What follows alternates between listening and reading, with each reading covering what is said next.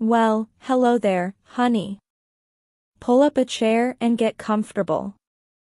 You know, life has a funny way of changing in a heartbeat. One minute you're folding laundry and thinking about what to make for dinner, and the next, your whole world just falls right out from under you. It was a Tuesday. Just a plain, ordinary Tuesday. The sun was hitting the kitchen tiles, and the house smelled like the lavender candles I'd lit that morning. Ethan was in the shower. I could hear the hum of the water running upstairs. It was a comforting sound. Or at least, I thought it was. Then, his phone buzzed on the nightstand. It didn't just buzz, it screamed into the silence. I usually never touched his things. We had trust, or so I told myself for 5 years. But something felt heavy in the air that morning. I picked it up, thinking it might be his mother calling about Sunday brunch. But it wasn't Eleanor.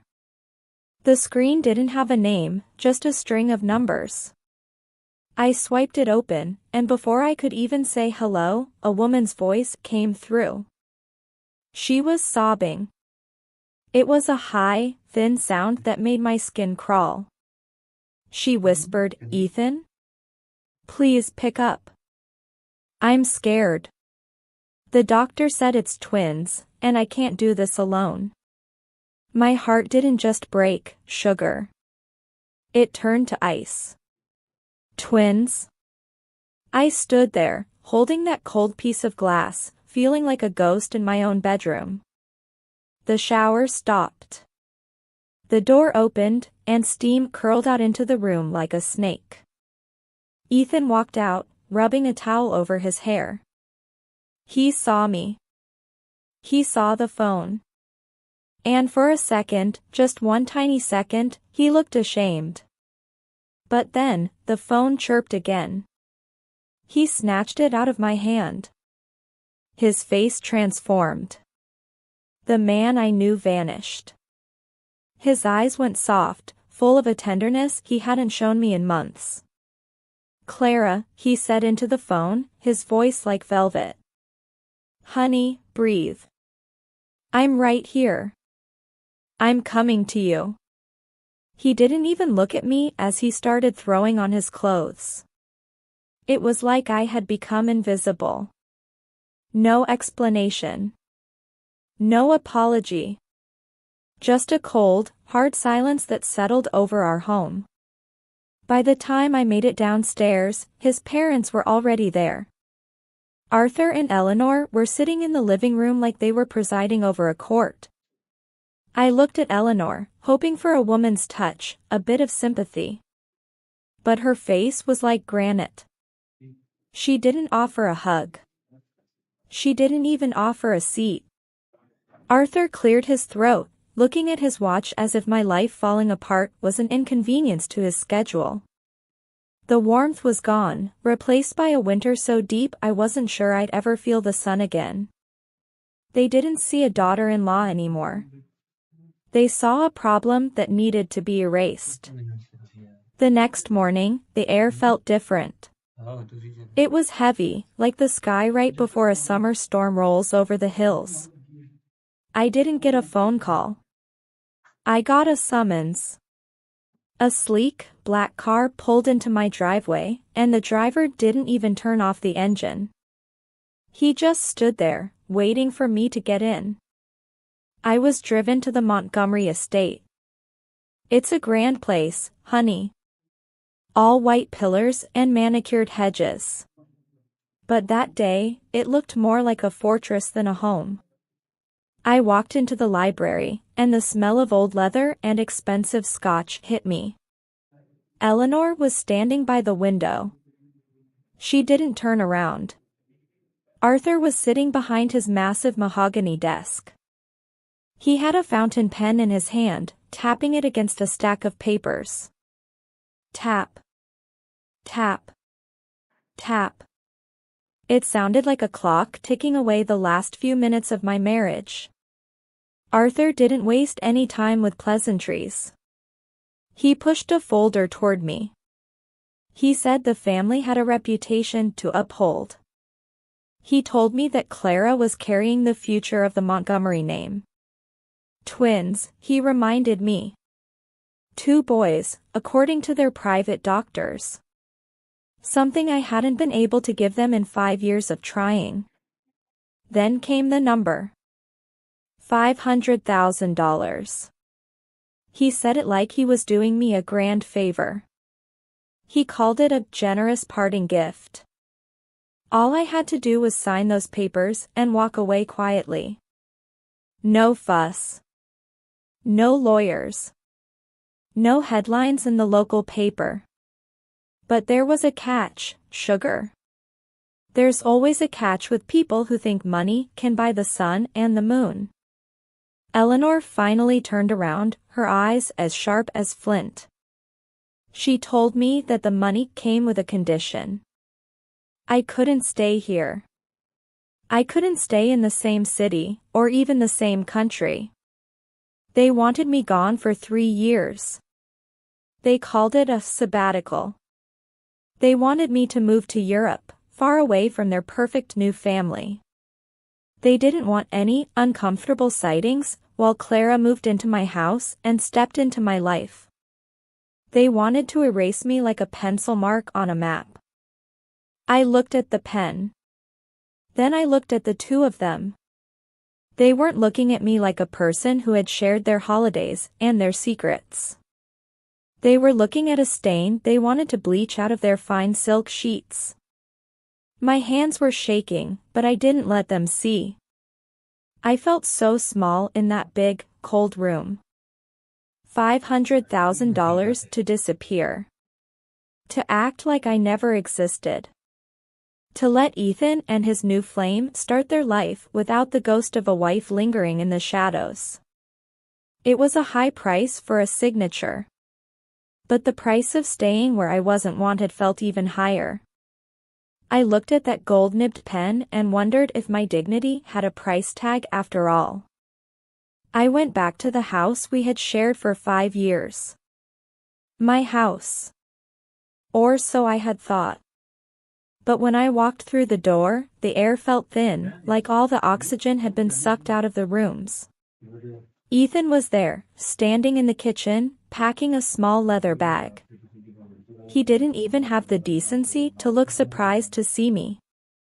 I asked him, right then and there, if any of it had been real. I asked him how he could just throw us away for someone he'd known for 5 minutes. He stopped zipping his bag and finally looked at me. His eyes weren't angry, honey. They were worse. They were indifferent. He told me he loved her. He said Clara made him feel alive in a way I hadn't in years.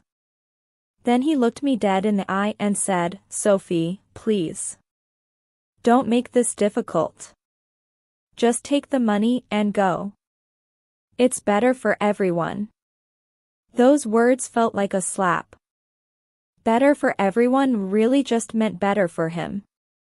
He walked out the door without a backward glance, leaving me standing there in the middle of our kitchen. I sat down at the table and opened my laptop, my fingers trembling. I don't know why I did it, sugar.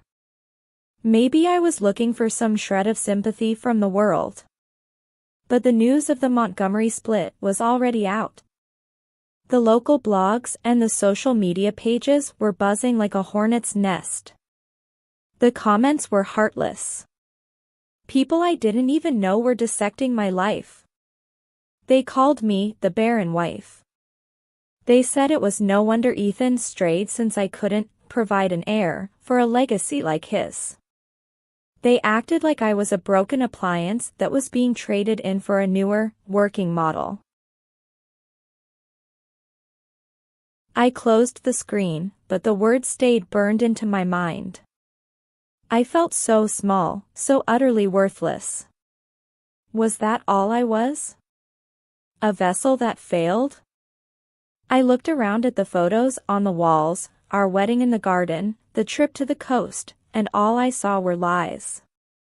I spent the whole night pacing those floors.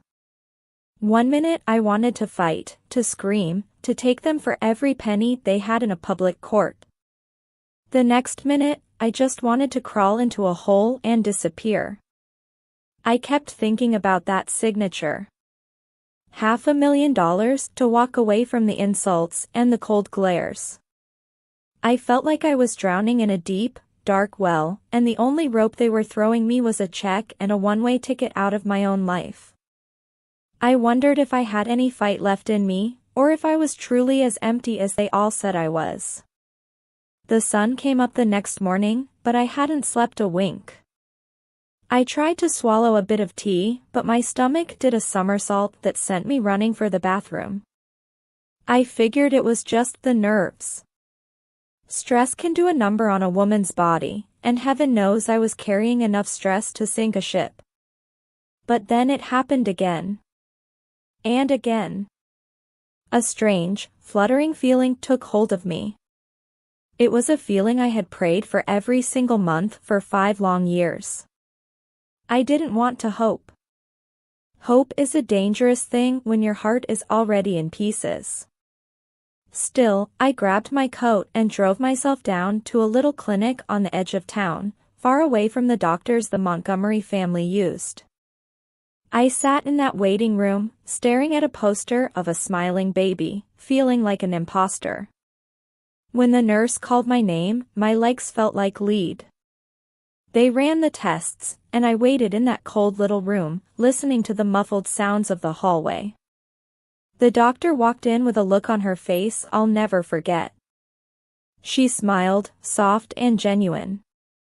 She told me, "Sophie, I don't know if you were expecting this, but you're 6 weeks pregnant." The world stopped spinning. I just sat there, frozen. 6 weeks. That meant this little life was started right before everything broke. Right before the phone call. Right before Ethan decided I wasn't enough. After 5 years of doctors and tears and disappointment, the miracle happened right as my world was ending. I walked out to my car and just sat there, my hand resting on my stomach. It was the most beautiful, cruel irony I had ever known. I wasn't barren. I wasn't of a broken appliance. I was a mother. But then the fear set in, cold and sharp. If I told Ethan, would he come back? Would he only come back because of the baby, while his heart stayed with Clara? And what about Eleanor and Arthur? They had just offered me a fortune to disappear because they wanted heirs. If they knew about this child, they would descend on me like hawks. They wouldn't want me, but they would want my baby. They would try to buy this child just like they tried to buy my silence. I had a choice to make, and for the first time in a long time, it wasn't about Ethan or his family's reputation. It was about the little heartbeat inside me. I had to decide if I was going to share my miracle with the people who had just thrown me away like trash. I went back to that big, cold estate one last time. My heart was thumping in my chest like a trapped bird. But this time, I wasn't shaking. I had a secret tucked away. A little life that gave me a backbone of pure steel. Arthur was waiting in his study. The papers were laid out on the desk like a death warrant. I didn't sit down. I didn't take the tea Eleanor offered with her fake, frozen smile. I just picked up that gold pen. I signed my name on every line they pointed to. I took the money. I took the exile. But I didn't give them a single tear. Not one. I told them I would be gone by sunset. I promised I wouldn't make a scene or talk to the press. They looked relieved, sugar. They thought they had one. They thought they had successfully bought a piece of my soul and tossed it out with the morning trash. Ethan was standing in the hallway when I walked out. He looked tired. Maybe the guilt was finally starting to itch a little bit. He reached out as if to touch my arm, but I stepped back. He looked at the floor and whispered, "I'm sorry it had to end like this, Sophie." I didn't say it was okay. I didn't say I forgave him. I just looked at him and realized I didn't even know this man anymore. He was a stranger in an expensive suit. I walked past him and didn't look back. The airport was cold and gray. I sat at the gate with nothing but 2 suitcases and a folder full of legal papers. I watched the planes taking off into the clouds. My stomach gave a little flutter, and for the first time, it wasn't from sadness. It was a reminder. I looked at the passport in my hand. London. A place where nobody knew the name Montgomery. A place where no one would call me barren, or look at me with pity. As the wheels left the ground, I looked out at the city lights fading away. I made a silent vow right then and there. I would protect this child with everything I had. The Montgomerys wanted me to disappear? Well, honey, they got their wish. I was going to become a ghost. And my baby was going to grow up far away from their shadows and their cold, hard gold. I leaned my head against the window and closed my eyes. I was leaving my home, my marriage, and my country. But for the first time in 5 years, I felt like I was finally heading toward the light. London was a far cry from the sunny hills I'd left behind. It was all cobblestones, gray mist, and the constant hum of red buses. But you know what, sugar? That damp air felt like a fresh start. I found a small apartment in a brick building that smelled faintly of rain and old books. It wasn't a mansion. It didn't have a wing for the servants or a grand staircase. But it had a window that caught the morning sun. And for the first time in my life, every inch of it belonged to me. I traded my designer silk dresses for sensible wool sweaters. I got a job in a little flower shop around the corner. My hands were constantly stained with green sap and dirt. I loved it. There's something healing about working with things that grow. Nobody there knew I was a billionaire's wife. To them, I was just Sophie. The quiet American girl who was good with roses. I was shedding my old skin, one day at a time. One evening, I was sitting in my rocking chair, watching the rain streak across the glass. I felt a tiny, sharp poke from inside. It wasn't like the nausea or the flutters from before. It was a real, honest-to-goodness kick. I gasped and pressed my hand to my belly. "There you are," I whispered. I went to the local doctor the next morning.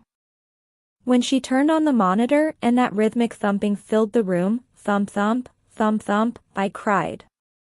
It was the most beautiful music I'd ever heard. In a city of millions, I wasn't alone anymore. My little miracle was growing strong, tucked away from the storms of the past. But the past has a long reach, honey. It doesn't like to stay buried. I was closing up the shop one Tuesday when my phone buzzed. It was an international number I didn't recognize. I almost didn't answer it. A gravelly, familiar voice came through the line. It was Mr. Henderson. He'd been the gatekeeper at the Montgomery estate for 30 years. He was the only one there who'd ever treated me like family. He kept his voice low, almost a whisper. He told me he'd been thinking about me. Then he said something that made the hair on my arms stand up. "Miss Sophie," he said. "The house is in an uproar. Clara's pregnancy isn't going the way they hoped. Eleanor is starting to ask questions she should have asked months ago. They're looking for you, child. They're looking for any crack in the story you left behind. I hung up the phone, and the warmth of the flower shop seemed to vanish.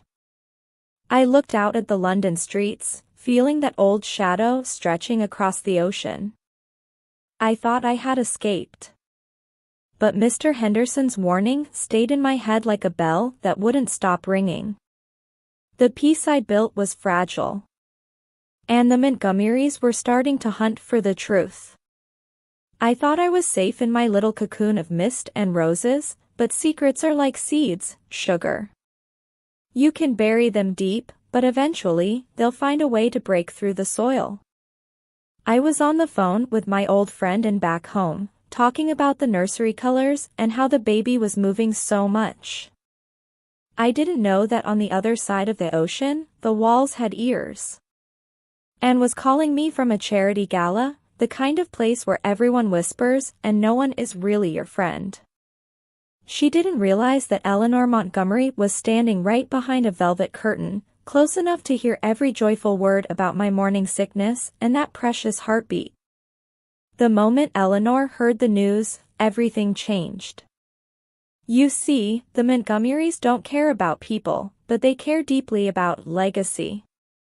To them, a child isn't a blessing. It's an asset. It's a piece of property with their name stamped on it. The very next morning, Anne called me back, and her voice was shaking so hard I could barely understand her.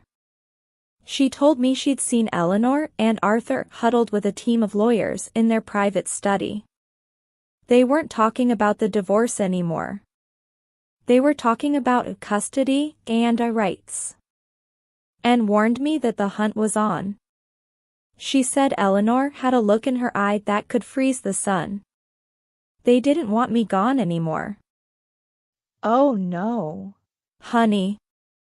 Now they wanted me back, or at least, they wanted what I was carrying. They felt cheated. They felt like I had stolen something that belonged to the family treasury. Sophie, Anne whispered through the phone, they're hiring people. Private eyes. They're tracking the wire transfer they sent you to London. They don't care about the money anymore. They want the bloodline. You need to lock your doors, honey. You need to be ready. I looked down at my hands, still stained with the scent of lilies and earth. My heart was pounding so hard I thought it might wake the baby. I had spent months trying to forget that name and that cold, hard house. But now, the Montgomery shadow was reaching across the Atlantic, longer and darker than ever before.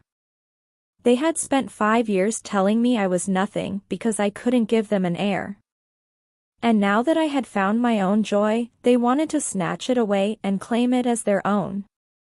I wasn't just a girl in a flower shop anymore. I was a mother protecting her cub. And I knew right then that the real battle was only just beginning.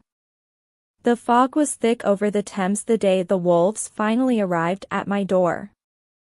I was just coming home from the flower shop, carrying a small bag of groceries and a bunch of yellow tulips. There, standing on the sidewalk outside my brick building, was Eleanor. She looked like a winter chill in a designer coat.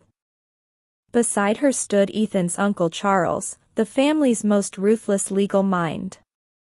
They didn't wait for an invitation. They followed me up the stairs and stepped into my little sanctuary like they already owned the deed. Eleanor looked around my modest living room with a curled lip. She didn't ask how I was. She didn't look at my growing belly with love. She just looked at it like it was a bank vault she intended to crack open. Charles did the talking first. He laid a thick stack of papers on my small wooden table. He talked about family interests and standard procedures. They were offering to increase the settlement, but in exchange, I had to agree to shared custody that would essentially hand the child over to them the moment it was born. They wanted the baby to be raised at the estate. They wanted to pick the schools, the nannies, and the life. But I wasn't the same girl who had trembled in their library months ago. I stood tall, my hand resting firmly on my stomach. I told them no. I told them that no amount of Montgomery money could buy a single minute of my child's life. I told Eleanor that she had made her choice when she sent me away with a check and a cold shoulder. You didn't want the mother, I said, my voice steady and clear. So you don't get the child. Just then, the door creaked open again. It was Ethan. He looked disheveled, like he'd been traveling for days without sleep. He looked at his mother, then at the lawyers, and then he looked at me. For the first time, he really saw me, as a mother. I could see the conflict tearing him apart.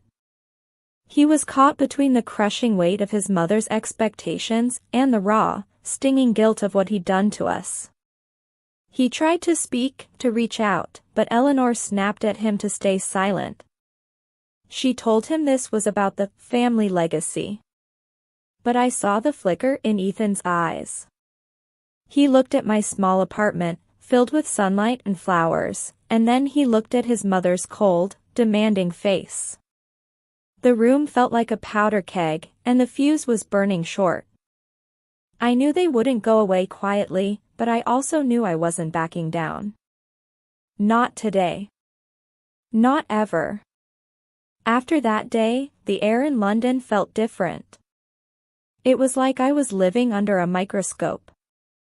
Every time I stepped out for milk or walked to the flower shop, I felt eyes on the back of my neck.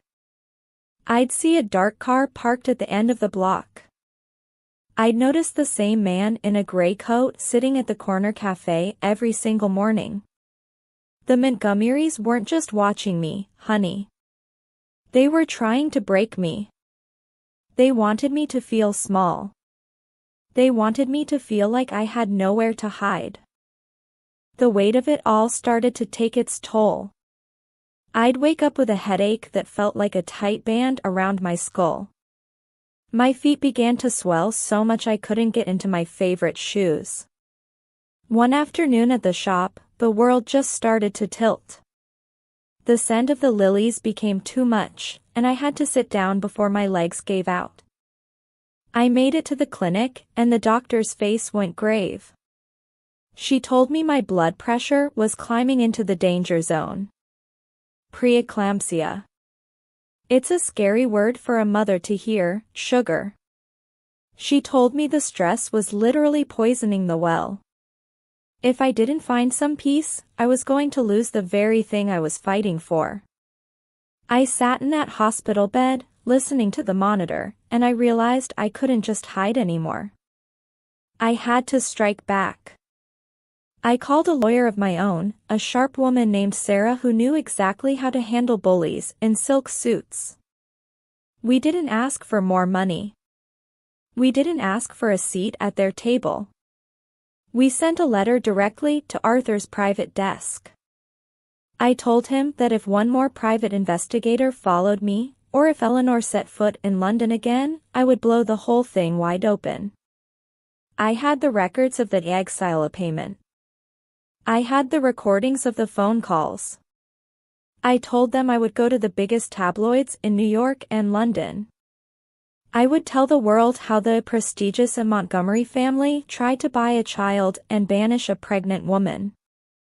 A scandal like that would tank their stock and ruin their name for a generation. I gave them 24 hours to call off the dogs. For the first time, I wasn't playing by their rules. I was playing for my baby's life. I leaned back against the thin hospital pillows and waited. I knew Arthur Montgomery loved his legacy more than he loved his own son. And I was betting everything on the fact that he was too proud to be a villain in the Sunday papers.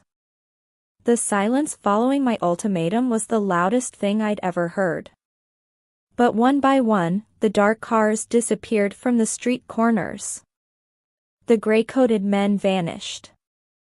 Arthur and Eleanor realized that a mother with nothing left to lose is the most dangerous opponent on earth. They retreated into their shadows, silenced by the fear of the truth. A few weeks later, The rain was tapping gently against the hospital window. It was a soft, rhythmic sound, like a lullaby. And had flown across the ocean to be there, holding my hand and telling me stories to keep my mind off the pain. And then, in the quietest hour of the night, he arrived.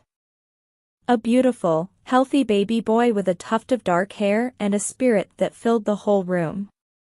When they placed him in my arms, the world outside and the money, the scandals, the Montgomery name, it all just faded away. He was perfect. He was mine. While I was still in the recovery room, a knock came at the door. It wasn't the lawyers. It was Ethan. He looked older, honey. Like the weight of his own choices had finally caught up to him. He didn't come with demands. He didn't come with his mother. He came with a single piece of paper. He sat by my bed and looked at his son for a long time. I saw a tear roll down his cheek, and for a moment, I saw the man I had married years ago. But I knew that man was gone for good. He pushed the paper toward me. It was a legal document, signed and notarized, waiving his family's claim to custody. He had finally stood up to Eleanor. He told me he couldn't be the father this boy deserved, not yet, but he wouldn't let his family ruin another life. He stayed for an hour, just watching the baby sleep. Then he stood up, kissed my forehead, and walked out of the room. He didn't ask for a second chance. He knew some bridges aren't just burned, they're gone. Now, I sit on my little balcony in London, watching the sun set over the city. My son is playing on a rug at my feet, laughing at the way the light dances. People sometimes ask me if I regret leaving the wealth and the prestige behind. They ask if I ever miss that big house on the hill. I just smile and shake my head. You see, sugar, I traded a life of resigned harmony for a life of messy, beautiful independence. I learned that my worth isn't measured by a bank account or a last name. It's measured by the peace in my heart and the strength in my hands. I'm not a billionaire's discarded wife. I'm a woman who built her own world from the ashes of the old one. And as I watch my boy grow, I know I'd make the same choice 1,000 times over. Life is good, honey. It's real good.